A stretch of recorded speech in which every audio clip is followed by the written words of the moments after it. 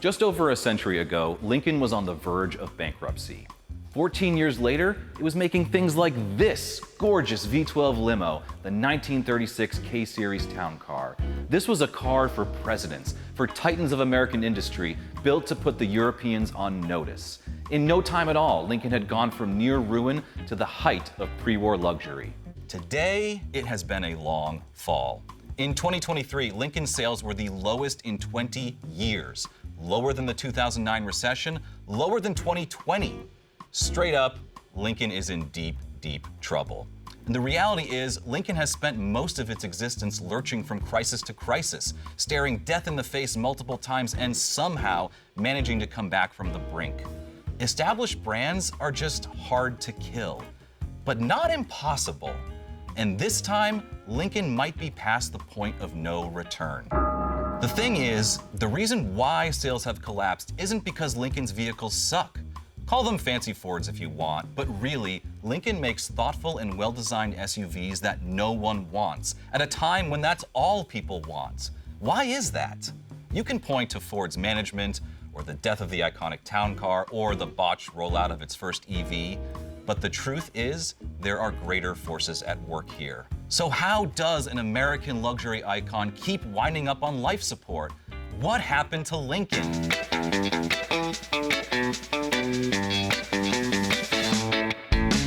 To understand where Lincoln is today, let's take a look at where it started. Lincoln was a private company making V-12 aircraft engines during World War I. Once the fighting stopped, like many war effort manufacturing firms, Lincoln tried to pivot to the new and highly competitive automobile market. It didn't go well. Its first car was the Model L, a solid offering that was too expensive both to produce and to buy, and if you can believe it, too old-fashioned looking by the time it came out in 1920. Sales were terrible and further hampered by a complicated coach-built production process. By 1921, Lincoln was staring down the barrel of bankruptcy, and founder Henry Leland had to put it up for sale. It had exactly one bidder at 50% of its valuation, Henry Ford. As the inventor of the assembly line, Ford knew a thing or two about efficiency. He appointed his son, Edsel Ford, as president of Lincoln, who managed to strip out $1,000 of the production cost of each Lincoln Model L. In regards to styling, Edsel had the creative freedom to reinvent the look of Lincoln any way he wanted. And among other things, this is the result. This is a 1938 Lincoln Zephyr, and just look at it. This car had insane luxury for the time, a flathead V12, and options like Louis Vuitton matched luggage. And thanks to Ford's efficiencies, it only cost $1,350, or about $29,000 today. That's Ford Escape money. In 1938, Edsel Ford had Lincoln whip up a one-off car for him to drive on vacation. These are the things you can do when your last name is Ford. His rich buddies were impressed with the car's low, elegant, European-inspired design. Ford immediately pushed it into series production. That car, the first Lincoln Continental, arguably its most iconic nameplate. With the Zephyr and the elegant K-Series, Edsel Ford had steered Lincoln through a chaotic, transformative time for cars and gave it a true luxury image on par with other pre-war icons like Duesenberg and Rolls. But it would only be 20 years before Lincoln was in deep trouble. Again. Before he was the architect of the Vietnam War, Robert McNamara was an executive at Ford, one of the whiz kids who pulled Ford out of a post-World War II slump and helped reshape the entire auto industry. He was known for cost-cutting and efficiency overhauls, and by the late 1950s, he had Lincoln in his crosshairs. At that point, Ford was selling cars under the badges of Ford, Mercury, Lincoln, and Edsel, and it had just decided to spin out the Continental nameplate into its own brand, developing a new platform for Lincoln and Continental exclusively. Side note, this never works. McNamara hated this setup and folded the Continental name back into Lincoln, then took the Edsel brand out back behind the woodshed. That didn't solve everything, though. Between 1958 and 1960, as it worked through the hangover of the failed Continental experiment, Lincoln lost an estimated $60 million, or $640 million today. To save money, and honestly the entire brand, McNamara ordered Lincoln to build its next Continental on the same platform as the Ford Thunderbird. This was a problem because the Thunderbird was going to be unibody, and the existing designs for the Continental were body-on-frame. Also, while the Thunderbird was being stretched to a 113-inch wheelbase to turn it into a four-seater, the Continental was another 18 inches longer with a 131-inch wheelbase. When Lincoln's chief engineer told Ford executives that it would be ridiculous to build a car that long as a unibody, the response was do it or quit. The result was exactly what you'd expect. The first 58 Lincolns to roll off the production line vibrated horribly. Welds were breaking left and right, requiring 200 pounds of gussets to be added. But Lincoln was able to figure it out and save itself by focusing all its efforts in one place. It discontinued the rest of its models to just redesign and build the new four-door Continental sedan. By 1961, the Continental had lost 15 inches of overall length, 8 inches from the wheelbase, and to keep the rear seats accessible as possible, it got those suicide rear doors. This version of the Continental was also designed to have a 9-year production cycle instead of the previous 3-year cycle. Overall, just a more efficient process. In 5 years, Lincoln had doubled overall sales of the Continental, and it had been selected to be the vehicle of choice for the Secret Service in the presidential motorcade. But it wasn't all about cutting costs. Lincoln was still a luxury brand, and one of the hallmarks of any luxury car is having the latest tech. While the 1959 Lincolns were still pretty wobbly, they were also the first cars to be fitted with an FM radio. And Ford must have found a niche with music lovers because Lincoln also had the first cars to be fitted with 8-track players in 1965 and compact disc players in 1986. Some of those accolades, though, are shared with other Ford-owned brands, which ends up becoming the root of Lincoln's next big crisis. Fast forward to the late 1990s. The tail end of the 20th century saw both Ford and GM snapping up foreign automakers in a bid for international scale.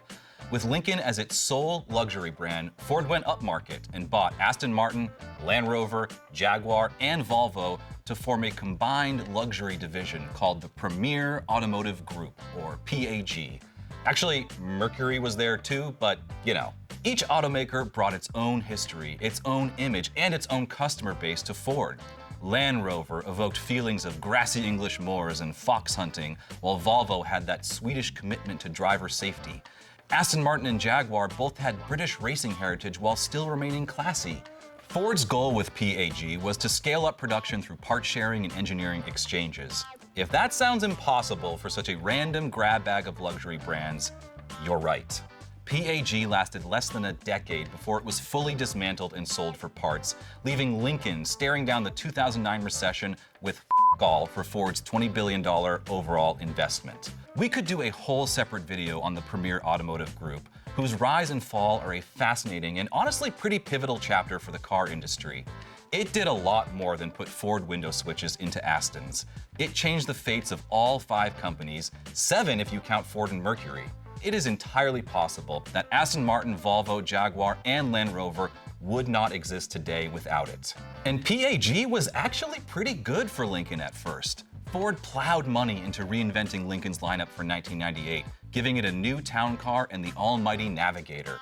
It beat Cadillac in sales for the first time. And in 2000, it got the Jaguar-based Lincoln LS, which, okay, wasn't the slickest thing in the world, but it was a good car, and it showed how a shot of Euro luxury could give Lincoln new life. Here's one example. This is the 2002 Lincoln Continental Concept, a rear-wheel drive sedan with the 6-liter V12 from the Aston Martin Vanquish. Retro future design, sleek interior, multi-link suspension. This was a true successor to the Zephyr, to the 60s Continental, hell, to the town car itself. And it actually worked. It was a fully drivable concept, and people lost their over it when it was shown at the 2002 LA Auto Show. Didn't matter. It was never gonna happen. For reasons that still confound, Ford unceremoniously pulled Lincoln and Mercury out of the Premier Automotive Group in 2002, I guess to separate its domestic and international luxury arms. Lincoln was left to fend for itself with experiments like the 2006 Lincoln Mark LT pickup, which, what the for a $12,000 premium over the regular crew cab F-150, that is one of the absolute lowest effort badge engineering jobs that has ever snuck out into the world. Surprisingly popular in Mexico, though. Anyway, the fact that Lincoln did this just a few years after the Lincoln Blackwood pickup fell on its face because they simply had no other options. Ow. The end of the 2000s was a lot like the end of the 50s for Lincoln. A recession, a bloated parent company slashing costs, a blech lineup that wasn't getting it done. Ford flipped a coin. Heads, then. Well done. Killed Mercury, again sparing Lincoln, mainly because Ford still needed something for a luxury brand. Lincoln, meanwhile, desperately needed to focus, get small, and rebuild. If they had done that, we might not be making this video. But you see a theme here? Over the last decade, it did focus up enough to put real names back on its cars and strive for this mid-century luxury image. The current generation Navigator is a proper land yacht, but it also ditched the town car, made another front-wheel drive Continental, and then ditched all cars at Ford's behest to launch a bevy of new SUVs by 2019. You know, just in time for the pandemic to screw up supply chains, for Ford quality issues to spike, and for the industry to begin its biggest transformation in over a century. Luxury cars have always been about having the newest, coolest gadgets. It's one of the reasons they depreciate so fast. But today, the push for electric vehicles means the biggest gadget on the automotive market is the car itself. Almost every automaker today has some form of EV offering, especially the luxury brands. EV sales have slowed down generally in favor of hybrids, true, but in the luxury market, EVs make up over 30% of new car sales. Lincoln has nothing. Despite Ford launching the F-150 Lightning and Mustang Mach-E, Lincoln is still sitting here with 4 models, only 2 of which are offered as hybrids. At one point, there was a plan for a Lincoln EV, though. In 2019, Ford invested over $500 million into the EV manufacturer Rivian. The plan was to use Rivian's skateboard platform from the R1S to make an electric Lincoln SUV. However, the partnership between Rivian and Ford took a turn during the pandemic when Ford began to focus more on developing its own EV platforms. By 2023, Ford had sold off all their stock in Rivian, reporting a $5.4 billion mark-to-market loss. That aside, Lincoln not having a Halo EV is a serious brand issue. Cadillac already has one with the Celestiq, while Lincoln is still screwing around with design sketches. And even the Cadillac Lyriq SUV has rebounded from a slow start to outsell most of the German luxury EVs in Q1 this year. That could have been Lincoln. Still, with hybrid sales now surging, you'd think Lincoln would be in a pretty good place right now. But that's actually a great example of how Ford still isn't able to invest in Lincoln like it needs to. In 2019, Lincoln launched the beautiful Aviator SUV as its first plug-in hybrid based on the new Ford Explorer. 494 horsepower, 630 pound-feet, over 20 miles of electric-only range, fantastic design. It should have been a home run. It wasn't. And this year, Ford announced it's dropping the hybrid Aviator, largely because the hybrid Explorer wasn't selling and it couldn't afford to retain the platform's hybrid production for the Aviator alone.